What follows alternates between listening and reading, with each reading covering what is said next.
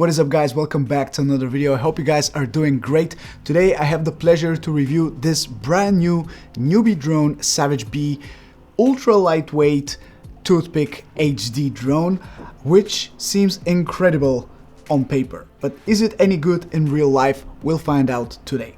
Before we start with the video, you might be hearing some knocking, banging, and all sorts of other types of sounds, for which I want to apologize, because there seems to be a large construction in our building where my office is situated, and there's literally nothing that I can do. It's been going on for days now, and I want to record this video after all, and there aren't any signs of slowing down or stopping these constructions, so you have to deal with that. And I really want to apologize if there are any loud sounds coming in the video. I will do my best to muffle them as much as I can, but still you might be hearing them here and there in the video, for which once again I apologize. Now, the drone itself, like I said, the NewBeeDrone SavageBee.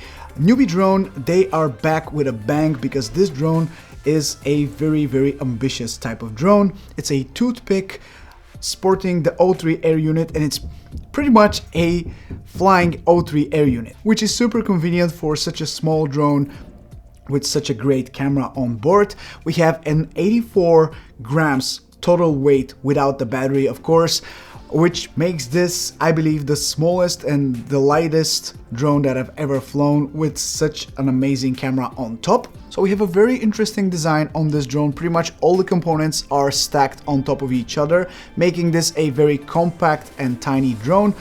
But at the same time, we have this kind of, I would say, neck area that holds the O3 camera, and that protrudes a little bit further away from the main stack, and then the camera also sits pretty much on top of the front propellers, which is a very interesting touch, because now we not only don't have any props in view, but also that kind of solidifies this as a great design, in my opinion, because they just have thought about placement very well, and now nothing really interferes with each other. All the components are kind of working as a nice unit. So the camera and the propellers are the things that stick out the most when you take a look at the drone from the front.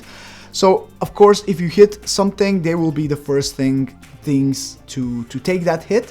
So keep that in mind. This drone, I wouldn't say is for beginners, because unlike any other small toothpick sized drones, this does not come with any ducts, so you're kind of on your own. When you hit something, the props will be damaged, and of course you need to have a little bit of experience with flying small drones like these, in my opinion, if you want to really enjoy this one without having to always go through spare parts.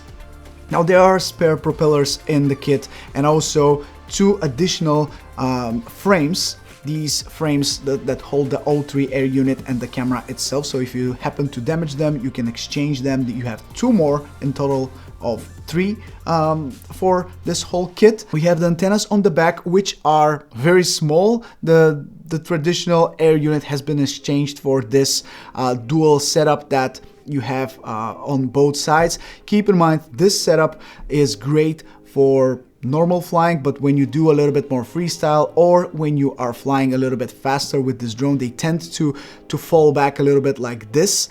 And if they do, it's easier for the props to kind of cut through them, even though they have some little ridges that hold them here sitting up.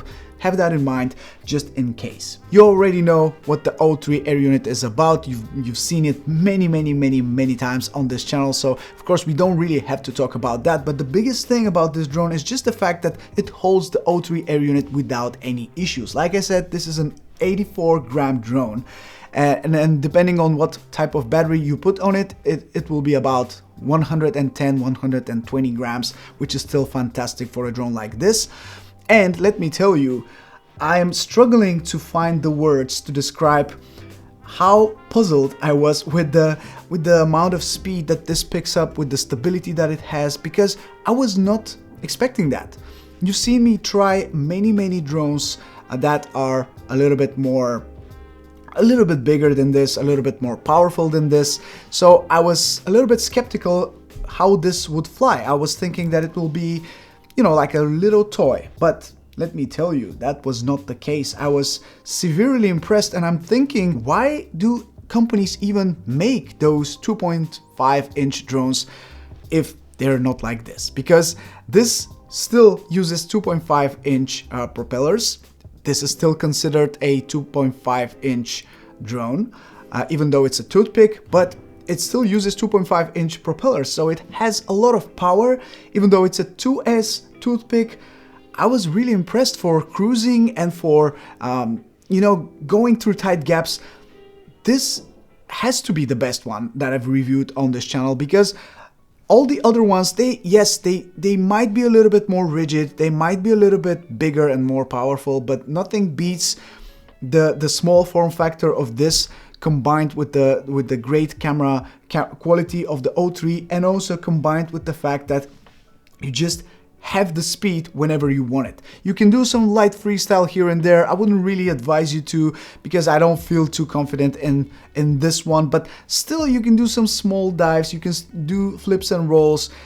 I don't feel the need to do them with a drone like this, but for me, the most enjoyable thing about this was flying it in the park where we have people passing, and still you are flying a 110-gram drone, which is like a small toy. Kids love it. You can fly it close to people, you can fly through all sorts of different gaps, you can cruise with it, and I was just severely impressed with how this handled everything. There was some small vibrations here and there, some small jitters from the wind, of course, which can be detrimental for a drone like this, depending on how fast and how strong winds are.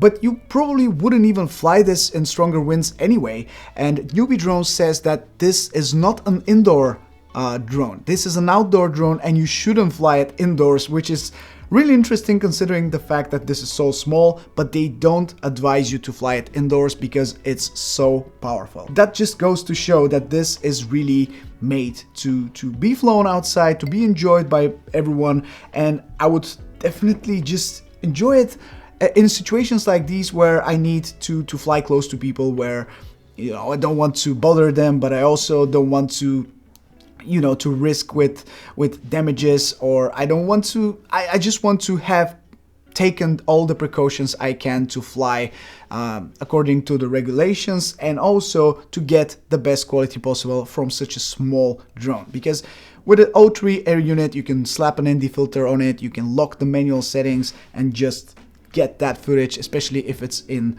the flattest color profile, not the normal one. You have a lot of freedom to really customize the look of your footage. These are the batteries which I'm using to fly this SavageBee drone. China Hobbyline Ministar 650 mAh batteries. These are 2S, and they bring you about 3 to 4 minutes of flight time with each pack.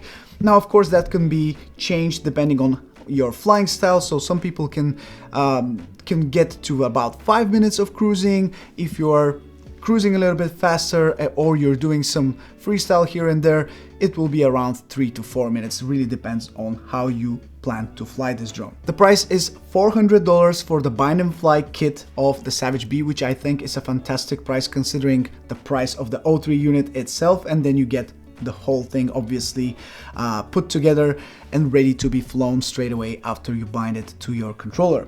I'm personally using ELRS 2.4 gigahertz receiver on this drone, and we have the ELRS antenna here.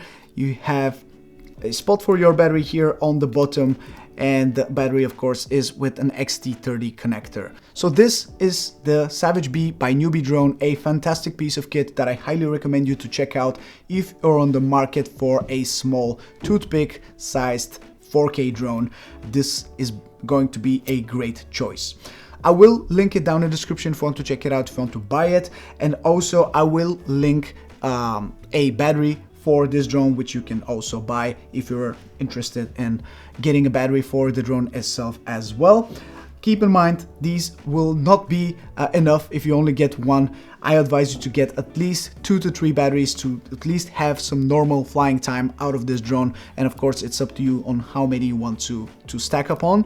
But that's everything I have for you today from this video. Thank you so much for watching. Apologies once again for all the banging noises. I hope they stop as soon as possible and they won't be here for my next video. But until then, this is everything I have for you. This is Mike from Drone Supremacy. Take care, and I'll catch you in the next one. Ciao.